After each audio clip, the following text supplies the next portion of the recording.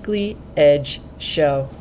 Today, as usual, we're going to take a look at where the broader markets closed for the week, and then also sector rotation is beginning to firm up even further. We'll take a look at that and beyond what drove price action last week, and we'll take a look at some of the news that was very impactful for last week as well.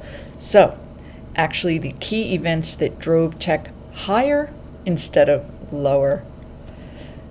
So here we are with some of the news that drove price action. And first up certainly is interest rates. We did see rates recede. This was good news for the broader markets, cause for celebration, and we did see certainly growth and tech names rally. However, as we moved through the week, there were several Fed Reserve governors that were out speaking, and their comments were rather mixed to actually being hawkish. And by that, many of these governors did cite the fact that inflation remains elevated, so that there may need to be certainly not a pause of interest rates. And that really did give the markets pause. Fed Chair Powell did have remarks on Thursday that were very negative because they reiterated this concept that inflation is far too high and we are not near that target 2%.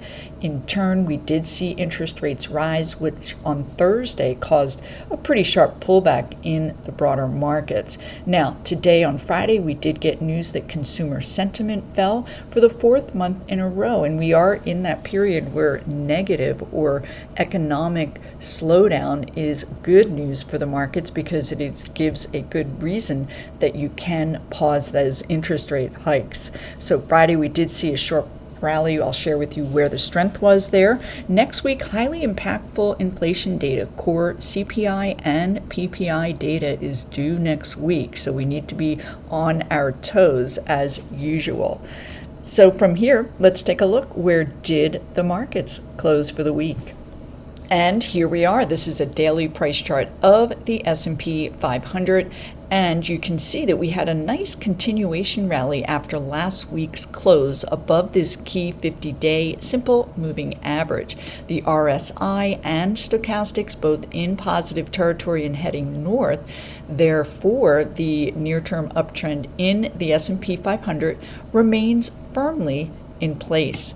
Now, from here, let's go ahead and take a look beneath the surface, and we're going to look at the underlying 11 sectors in the S&P 500. It's a 2-month daily price chart view, and I've sorted it by relative strength. And up here front and center is technology, and it was a clear-cut leader last week, up 4.5% relative to the S&P, up 1.3. As we move through, I'll share with you where that strength emanated from, but certainly those mega cap names, Apple among them, were one reason, but also some underlying groups as well. So technology leading the charge up here at the forefront. Strength to weakness is how these sectors are now being displayed. And down here in this weaker quartile is energy, down 3.8% for the week, and all about the price of oil. We'll take a look at that as we move forward as well. Also up here at the forefront, another group that was certainly outperformer was communication services, XLC, up 1.4%. And that had a lot to do certainly with Netflix on the move higher, Meta up 4.5%. So nice price movement, certainly in these growth areas of the broader markets. As we move through, it is of note that defensive areas down here in this bottom quartile, REIT stocks XLRE down over 2%. And then also, which is surprising because lower interest rates are constructive for this area, but they did suffer.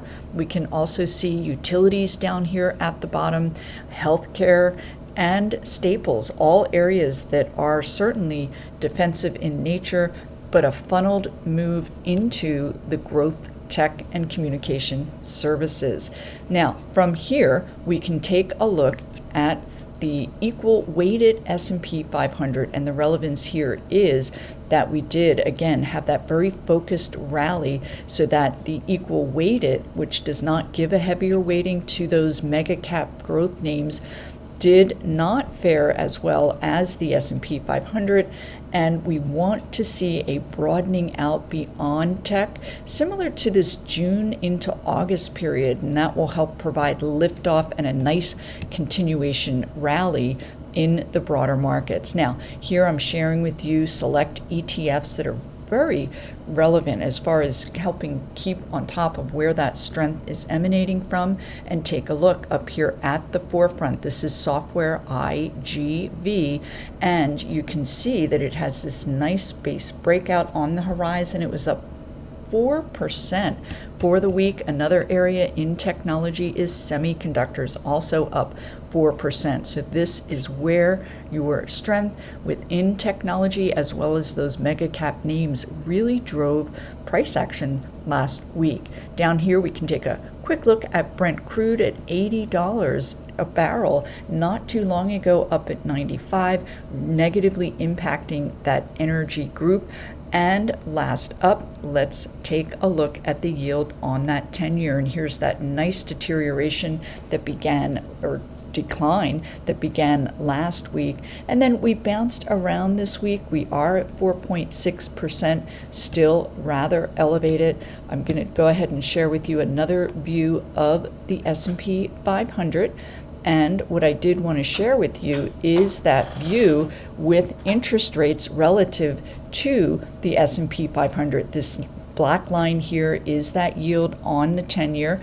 And we can see during this rally phase from May into August, interest rates were down in that 3.9%, 4% level. Once we got up to 4.2, we did begin to see that pullback as interest rates continued to increase. So ideally, we want to see these interest rates continue to decline, coupled with a broadening out in the markets to give true confidence that we are in a confirmed longer-term uptrend. That's it for this week, everyone. Have a great weekend. I'll look for you here again next Friday. Hey, Mary Ellen here with Simpler Trading. Thanks for watching the video. If you liked what you saw, go ahead and hit that like button and leave comments below. And if you'd like to be notified to future videos, you can hit that bell icon and subscribe. Don't leave without subscribing to my MEM Edge bi-weekly report. I do have a special trial offer. And for those who'd like to learn about trading live with us, you can go ahead to simplertrading.com to learn more.